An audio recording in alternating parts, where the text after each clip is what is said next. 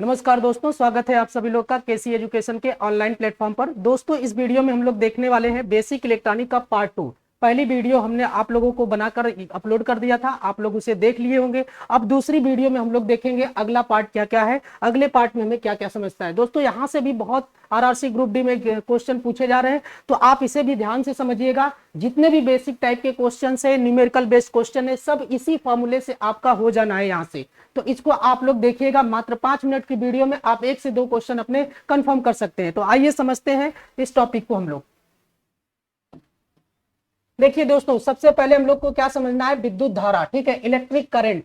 तो electric current क्या होता है, I equal to Q upon T, यानी एकांक समय में किसी चालक में कितना आवेश प्रवाहित हो जाता है, उसको हम लोग क्या कहेंगे, इलेक्ट्रिक करंट कहेंगे। और इसका बार बार आपसे क्या पूछ रहा है, यूनिट पूछ रहा है। तो इसका एसआई यूनिट क्या होता है दोस्तों, एम्पियर हो जाता है। इसका एसआई यूनिट क्या हो जाएगा, एम्पियर हो जाएगा। या फिर यहां से देखिए कूलाम पर सेकंड भी इसका एक यूनिट होता है, कूलाम पर सेकंड भी होता है। तो ये दोनों यूनिट आपको पता होने चाहिए, ठीक है। देखिए यहाँ पे एक डाटा और आप लोग याद रखिएगा, यदि किसी बिंदु से, ठीक है, यदि किसी बिंदु से 1 सेकंड में 6.28 गुणे 10 के घात 18 इलेक्ट्रॉन प्रभावित होते हैं, तो 1 एम्पियर के बराबर होता है। तो कई बार आपसे पूछ लिया जाता है कि 1 एम्पियर में, ठीक है, कितने इलेक्ट्रॉन होंगे, ठीक है। तो 6.28 इंटू 10 टू द पावर 18, ठीक है। इस बात को आप लोग ध्यान रखिएगा। अगला जो है आपका ओम का नियम है। अगला क्या है, ओम का नियम।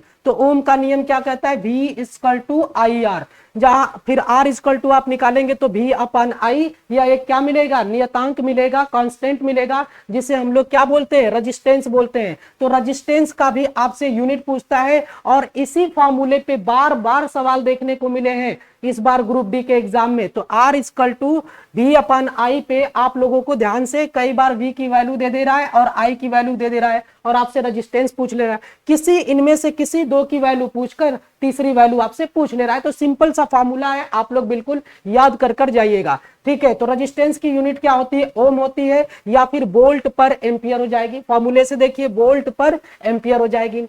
आगे बढ़ते हैं हम लोग, चालक के प्रतिरोध के को प्रभावित करने वाले कारक क्या क्या है, उसको हम लोग देख लेते हैं।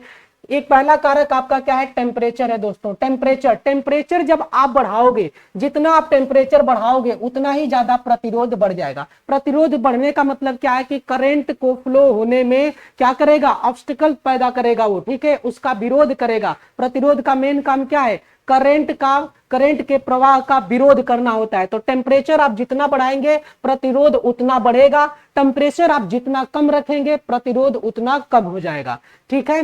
पदार्थ की प्रकृति पर भी यह निर्भर करता है। किस पे निर्भर करता है, पदार्थ की प्रकृति पर, यानी किस पदार्थ का वह वायर बना हुआ है, वह तार बना हुआ है, ठीक है, वह चालक किस पदार्थ का बना हुआ है, इस पर भी निर्भर करता है। तो अलग अलग धातुओं के जो आपके चालक बने होते हैं उनका प्रतिरोध भी अलग होता है। यदि कोई चालक, ठीक है, तांबा का बना है और कोई चालक एल्युमिनियम का बना है, तो दोनों के प्रतिरोध में आपको डिफरेंस देखने को मिलेगा।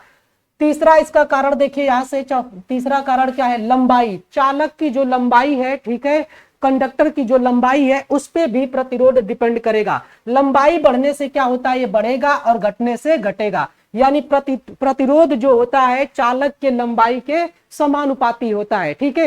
ये थ्योरेटिकल क्वेश्चन आपके 4 ऑप्शन में दे देंगे, ठीक है, कि लंबाई बढ़ने पर बढ़ेगा, घटेगा, घटने पर घटेगा, या फिर कोई फर्क नहीं पड़ेगा। जो भी चीजें हैं आपके एग्जाम में प्रश्न के अनुसार अगर ये चीजें आप पढ़े रहेंगे तो सही उत्तर दे पाएंगे। इसका देखिए फॉर्मूला क्या होता है, R इक्वल टू एक, यहाँ पे फॉर्मूला देखिए रो इंटू एल अपान ए है। जहां पे एल क्या है, उस चालक की लंबाई है, ए क्या है, उसके क्रॉस सेक्शनल एरिया है उस वायर की, ठीक है, और रो क्या है, चालक की प्रतिरोधकता है। रो क्या है, चालक की प्रतिरोधकता है। तो इस फार्मूले को आप याद रखेंगे तो ये सारी प्रॉपर्टी भी आपको याद रहेंगी, ठीक है, कि एरिया बढ़ाने पर क्या होगा, लंबाई बढ़ाने पर क्या होगा। तो दोस्तों यह वीडियो आप पूरा देख कर जाइएगा। उम्मीद करते हैं कि यह वीडियो आपको पसंद आएगी। दोस्तों अगर वीडियो पसंद आई तो लाइक शेयर सब्सक्राइब जरूर करिए। Thank you so much.